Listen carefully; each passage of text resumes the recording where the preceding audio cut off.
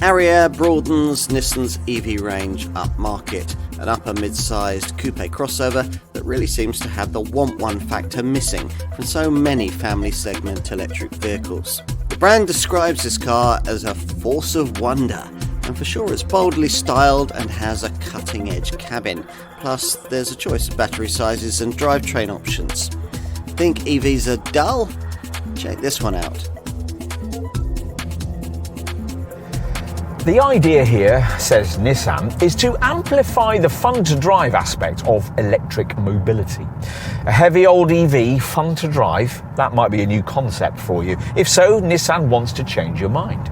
This one is certainly weighty, tipping the scales at between 1.9 and 2.2 tonnes, depending on spec.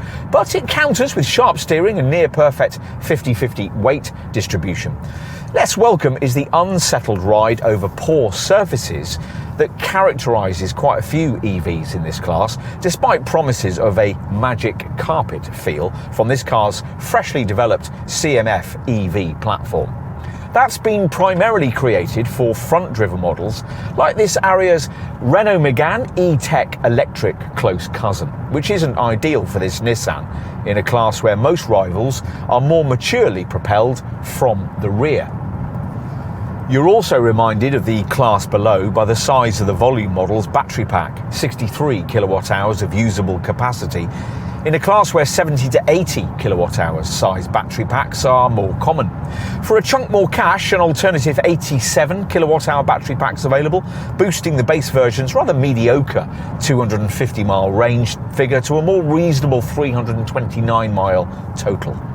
With that bigger battery, you're also offered the alternative for the brand's clever E-Force all-wheel drive system, which adds an extra motor on the rear axle and is offered with 301 horsepower and a driving range figure of up to 319 miles.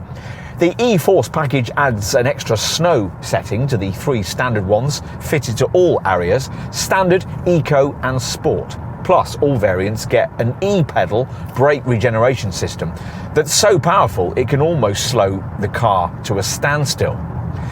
The Ariya can charge at up to 130 kilowatts, but the onboard charger is only 7.4 kilowatts in size with this 63 kilowatt hour model, which takes 31 minutes to charge from 10 to 80% from a rapid charger, or 10 hours from a 7.4 kilowatt wall box.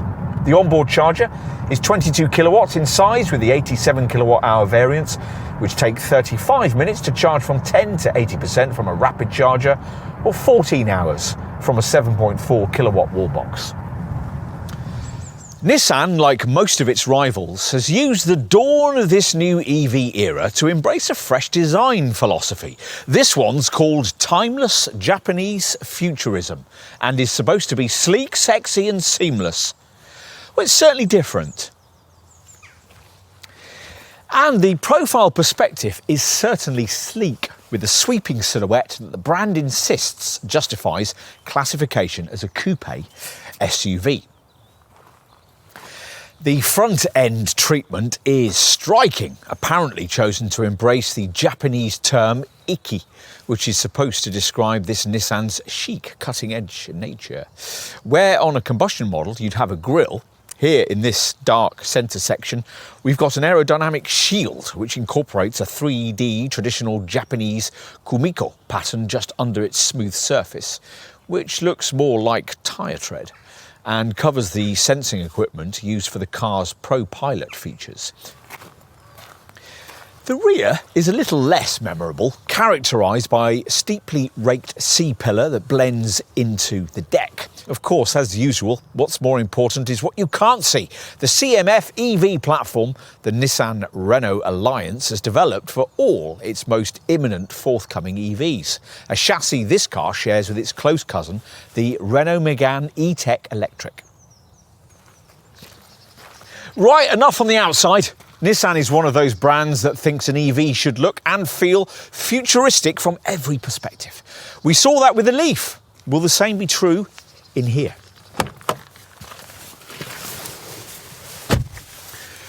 Well, Nissan thinks this is what a sleek cafe lounge on a starship would look like. It certainly has a very minimalist vibe, emphasised by what initially appears to be an almost total absence of buttons.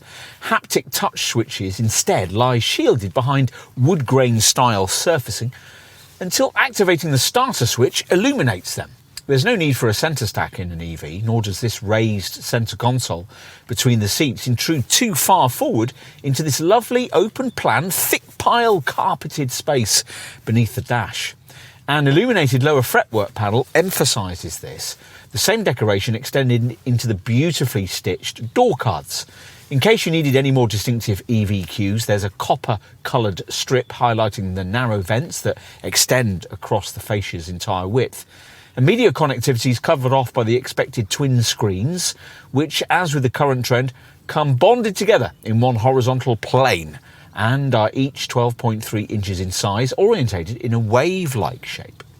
The instrument display is viewed through the best-looking two-spoke steering wheel we've yet seen. Plus, there's subtle ambient lighting, apparently inspired by traditional Japanese lanterns. And these so-called zero-gravity slim-profile seats are stitched with part leather upholstery that isn't too obviously vegan. On the plusher Evolve variant, there's also a bit of komiko cleverness with a rather unnecessary power sliding feature for this centre console and a rather more useful compartment that electrically extends from the middle of the dash below the aircon controls, incorporating a table on which you could put a laptop. Neat. Right. Let's take a look at rear seat space, which will presumably be important to you if you're looking for an upper mid-sized EV crossover like this. Otherwise, you might as well have saved your money and gone for something sized closer to a Nissan Leaf, or more likely perhaps the Renault Megane E-Tech electric close cousin model we mentioned earlier. These days, you'd be disappointed in any full battery vehicle of this size with a bespoke designed EV platform if rear legroom wasn't vast. And the Ariya doesn't disappoint with 780mm of stretch out space. But that swept-back coupe SUV silhouette we mentioned earlier means predictably that folk over 6 foot tall are going to be sitting with their heads pretty close to the ceiling, especially if, as here, your Ariya comes with a vast twin pane panoramic glass roof that actually opens and is optional with this base advanced trim. Right, let's finish with a look at the boot. Now, rather disappointingly for an electric vehicle with a supposedly bespoke EV platform, everything has to go in here because, unlike with some rivals, there's no extra frunk space beneath the bonnet. Nissan having filled that with packaging for the heating, ventilation and air conditioning system. Anyway, the standard powered tailgate rises to reveal a 466-litre space, or at least it does on a front-driven variant like this one. The extra rear axle motor required by the E-Force all-wheel drive models means a drop in capacity to 408 litres. There's no doubt the Ariya is a massive step forward for Nissan. The problem for this brand, though, is that every one of its rivals have made almost similarly seismic and well-funded improvements in order to move into the EV era. This would have been an outstanding follow-up to the Leaf if it had arrived in showrooms just before the pandemic. But in the here and now of this test in early 2023, with other cars just beginning to reach the roads in significant numbers, we're left feeling that the Ariya needs to quickly evolve if it's to keep pace in a fast-moving segment. The fundamentals, though, are undoubtedly here for a very appealing family EV, and no brand's better placed than Nissan to deliver on that promise.